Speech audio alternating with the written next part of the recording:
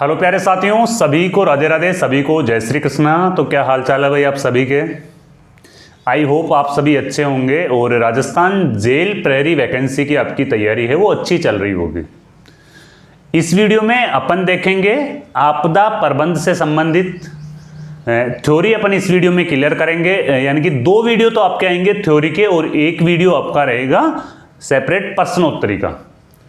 तो थ्योरी में अपन शुरुआत से लेके लास्ट तक अपन देख लेंगे आपदा क्या होती है, राजस्थान में सबसे ज़्यादा कौन सी आपदा रहती है और जो आपदा से संबंधित राजस्थान में कौन कौन सी योजनाएं चल रही है।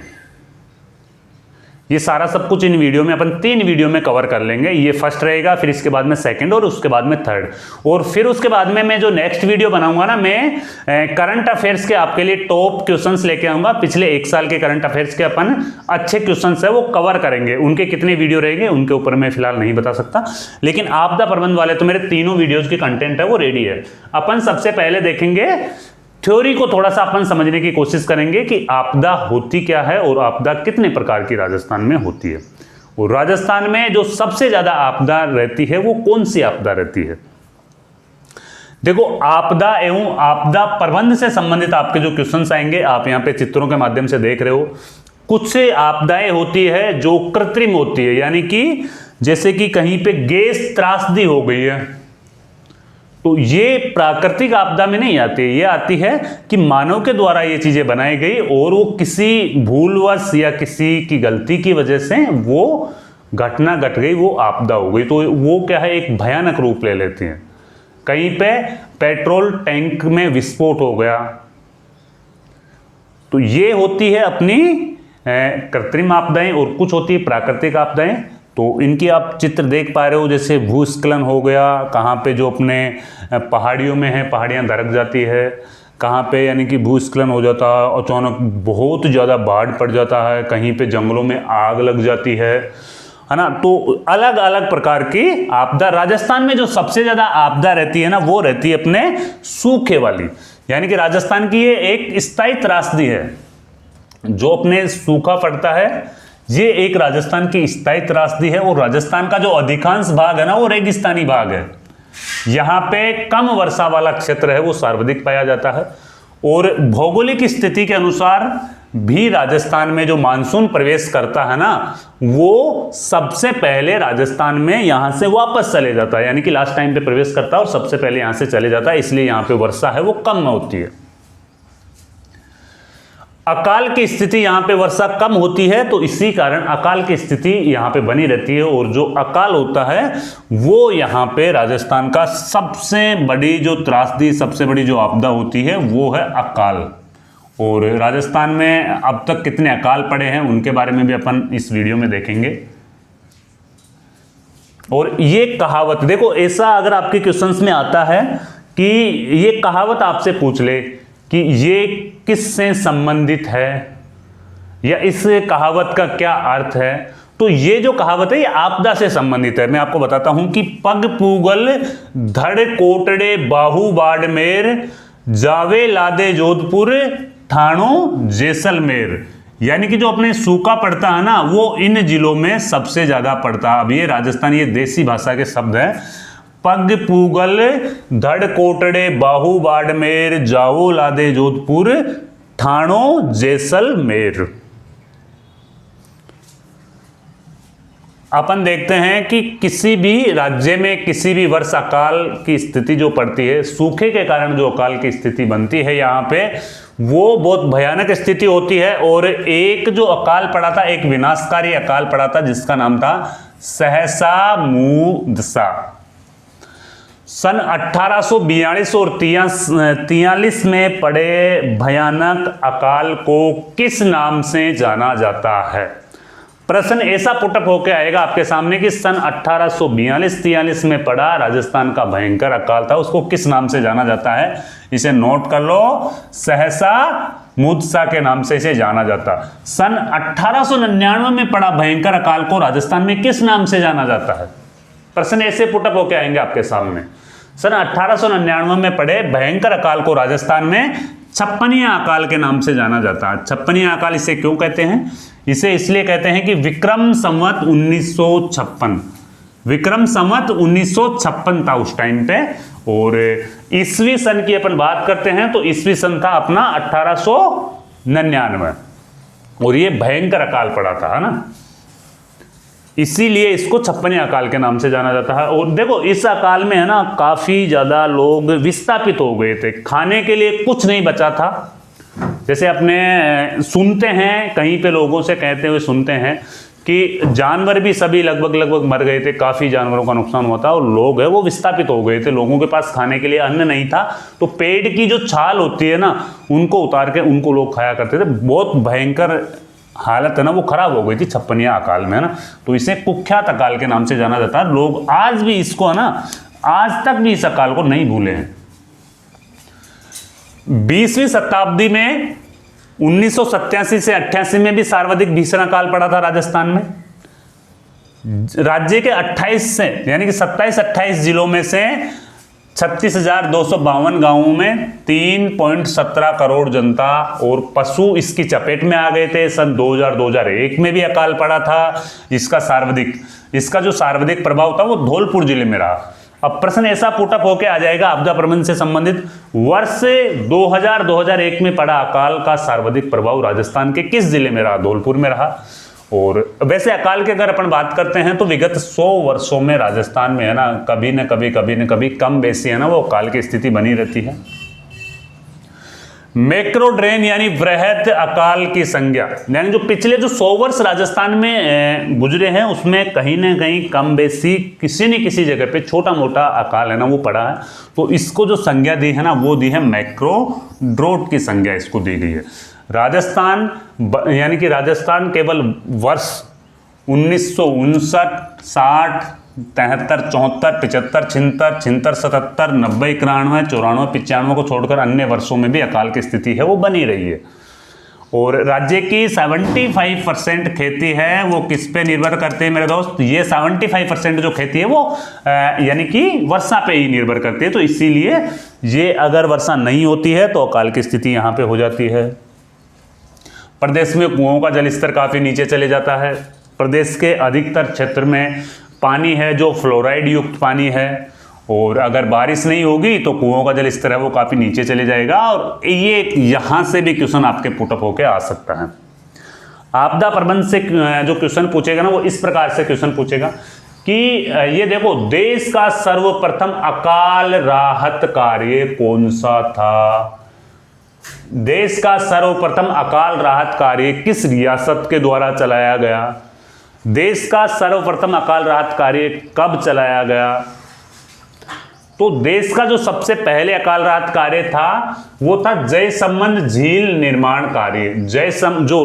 राजसंबंध झील निर्माण कार्य, जो राजसंबंध में है राजसंबंध झील निर्माण कार्य था, और ये यानी कि 1662 ईस्वी में इसको मेवाड़ में अकाल पड़ा था। उस समय मेवाड़ के महाराणा के द्वारा चलाया गया था 1662 ईस्वी में राजसंबंध झील निर्माण कार्य। त्रिकाल किसे कहते हैं? ये एक बार क्वेश्चन आया था भाई हमारे एग्जाम में कि त्रिकाल किसे कहा जाता है? तो त्रिकाल कहा जाता है भोजन, पानी व चारे के संकट को ही त्रिकाल कहा जाता है। वेरी इंपॉर्टेंट क्वेश्चन है ये, त्रिकाल किसे कहा जाता है? आपसे पहले भी ये क्वेश्चन आ चुका है। त्रिकाल किसे कहा जाता है? तो भोजन, पानी और चारे तीनों चीजों का जो संकट होता है उसे अपन त्रिकाल कहते हैं। अब यहां पे देखो राज्य में अकाल के कारण प्रमुख जो अकाल का जो कारण रहता है वो वर्षा की अनिश्चितता व अपर्याप्तता ही इसका प्रमुख कारण रहता है। अब इनमें यहाँ पे बताया गया है कि भाई एक जो देखो अकाल के भी यहाँ पे जो आपदा है, अकाल भी एक तरह की आपदा है, उसके भी दो प्रमुख कारण है, एक है प्राकृतिक एक है कृत्रिम। तो प्राकृतिक कारण में शुष्क जलवायु, उच्च तापमान, वर्षा की अपर्याप्तता व अनियमितता, वनों का अभाव, राजस्थान में वन है ही नहीं, यानी कि नियतवाही नदियों का अभाव, ये है ना अपने राजस्थान में जो रेगुलर बहने वाली नदियां हैं ना वो बहुत ही कम है, तो नियतवाही नदियों का यहाँ पे अभाव है। उपजाऊ मिट्टी भी यहाँ पे नहीं है।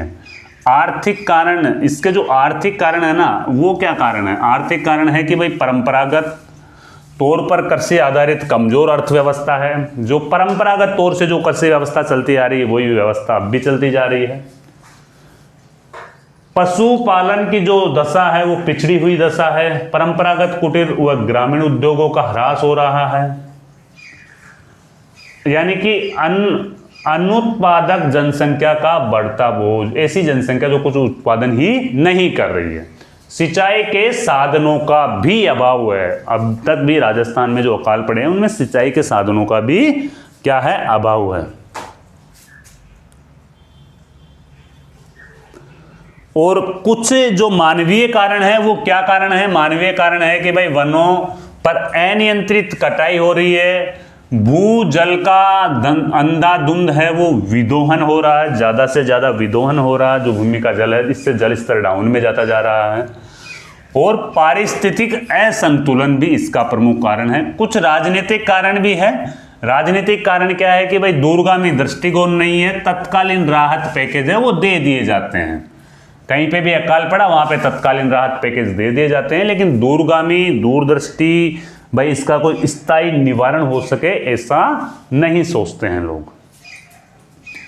उसके बाद में है प्रशासन शिथिलताएं व व्याप्त, प्रशासनिक जो शिथिलताएं हैं वह व्याप्त है, और कुछ भ्रष्टाचार भी इसमें बताया गया है कि भाई जो योजनाएं आती है उनके पैसे हैं वो बीच में ही हड़प लिए जाते हैं।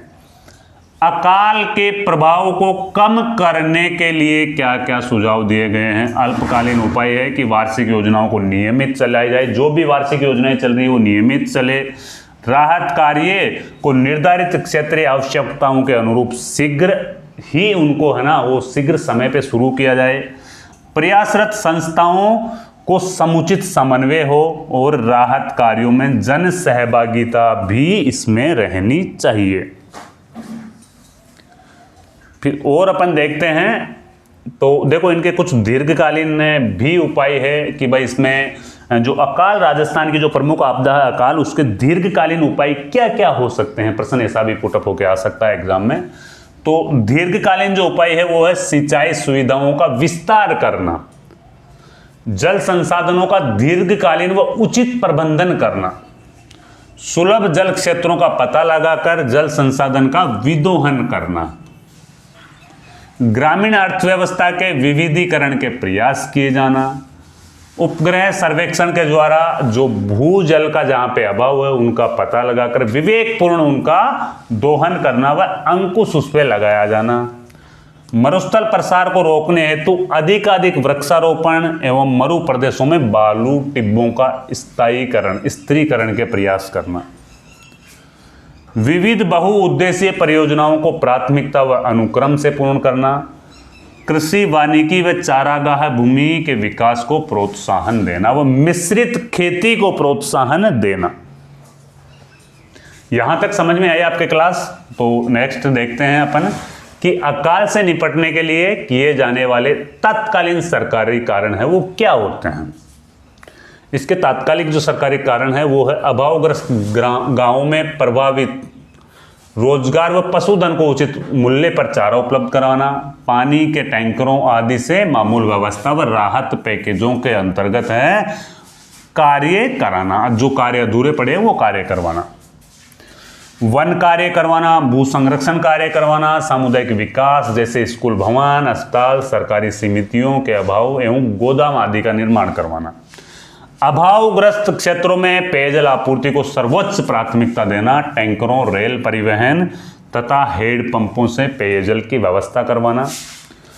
पर्याप्त एवं जो सस्ते कारण हैं उनमें है चारे की आपूर्ति सुनिश्चित करना, पशुओं को अनुदानित दर पर जो पशु आहार है वो उपलब्ध करवाना, जो दर है ना वो अनुदानित दर पर पशु आहार है वो उपलब्ध करवाना है।